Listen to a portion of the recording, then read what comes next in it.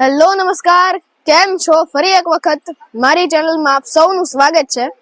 ગુજ્જુભાઈની ગોલમાલનો last time તમે જે video જોયો હતો એનો પાર્ટ 2 અત્યારે મૂકવા જઈ રહ્યો છું, તો વિડીયો આખો જોજો, ચેનલને લાઈક સબસ્ક્રાઇબ કરી દેજો.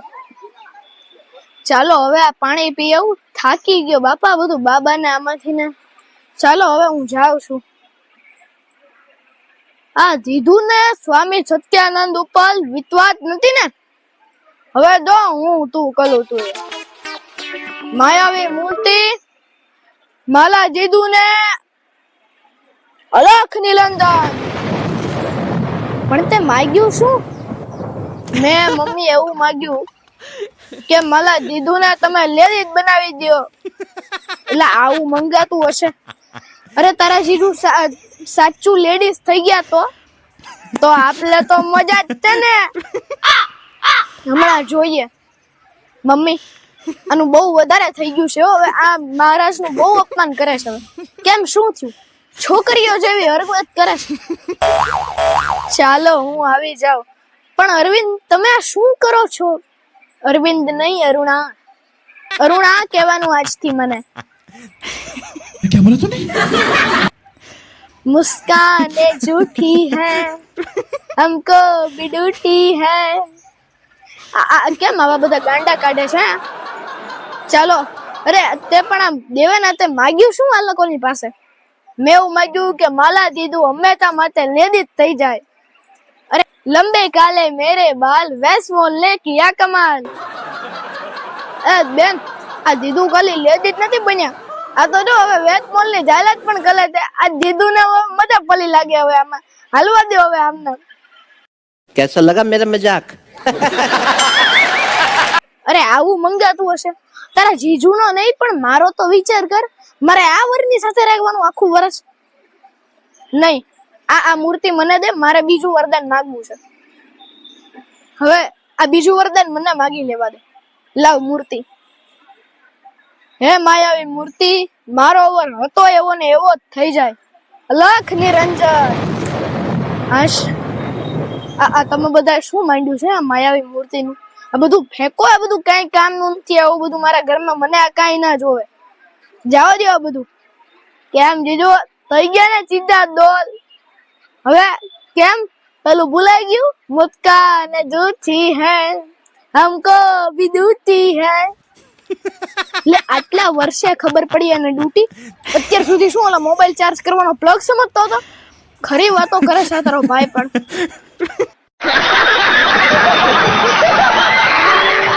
ચાલો ભાઈ, 2 વરદાન તો પૂરા થઈ ગયા છે. હવે હું ત્રીજું વરદાન માંગીશ. પણ અરવિંદ તમે રહેવા દો. શું કામ ભાઈ? આ વરદાન આ મૂર્તિ ઉપર તો મને પણ મારો હક પણ બને જ છે. લાવો આ મૂર્તિ મને આપો. હવે હું માંગુ છું. એ માયાવી મૂર્તિ, મારી બૈરીના બધા સપના સાચા પડે. અલખ નિરંજન. લ્યો બસ આમાં તારું મારું બધા વતી બધાનું આવી ગયું.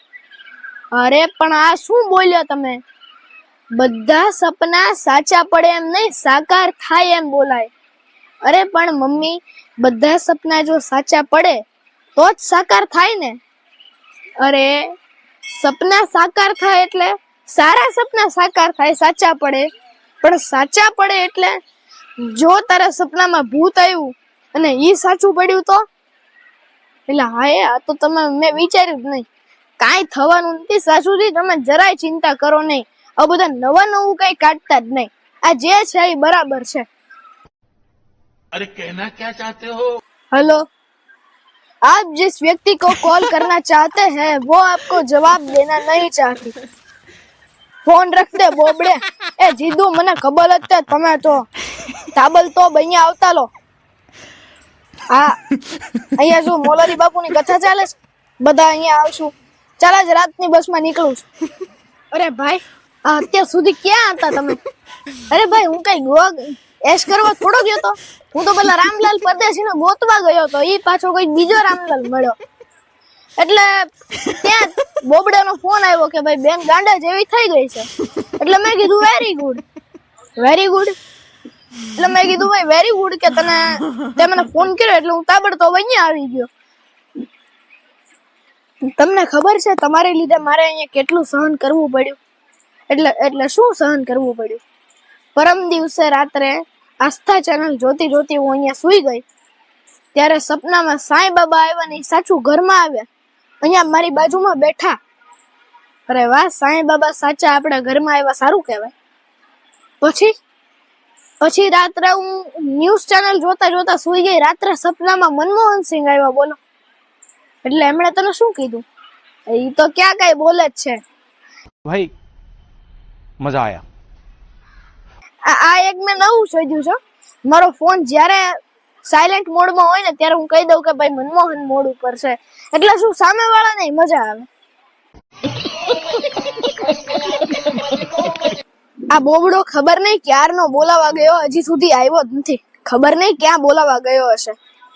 જીજુ, હું ડોક્ટર ને લઈને આવી ગયો તું. ક્યાં હતો બોબડા અત્યાર સુધી? કેટલું મોડું થયું. હવે હું આવી ગયો છું, તમારે કાંઈ ટેન્શન લેવાની જરૂર નથી.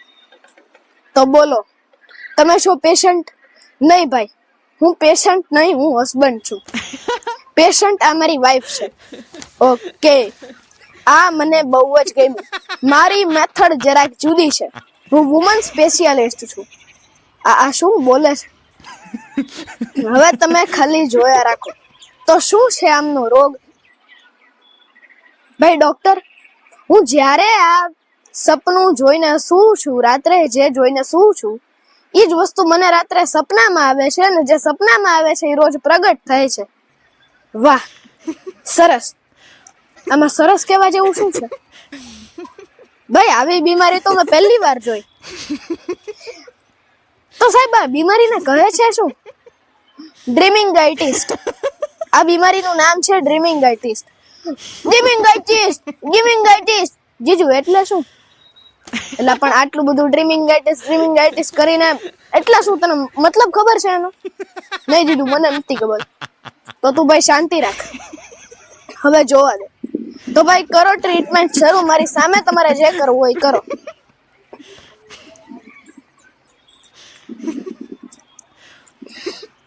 આ તમે શું કરો છો? મારી મેથડ જરાક જુદી છે.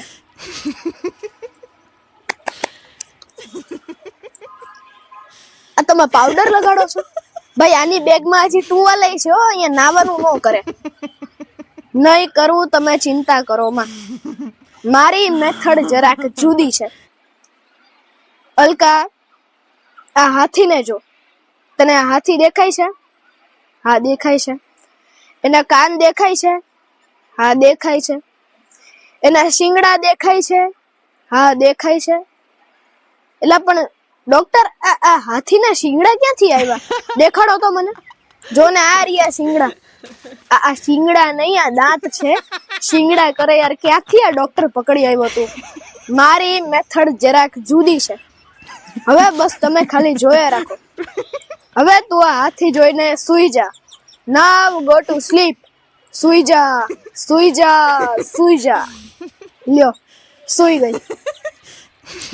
પણ ડોક્ટર, મને આ સમજાણું નહીં કે તમે એને હાથી કેમ દેખાડ્યો?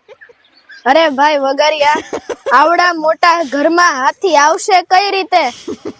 આઈડિયા તમારો સરસ છે, કીધું તું ને. મારી મેથડ જરાક જુદી છે. લે, આ તો હાથીને દેખાડ્યું ને હાથણી આવી. મારા સાસુમાં આવ્યા. અરે વાત તો સાચી છે. આવડા મોટા ઘરમાં હાથીને બદલે મારી સાસુને મોકલ્યા જ તમે.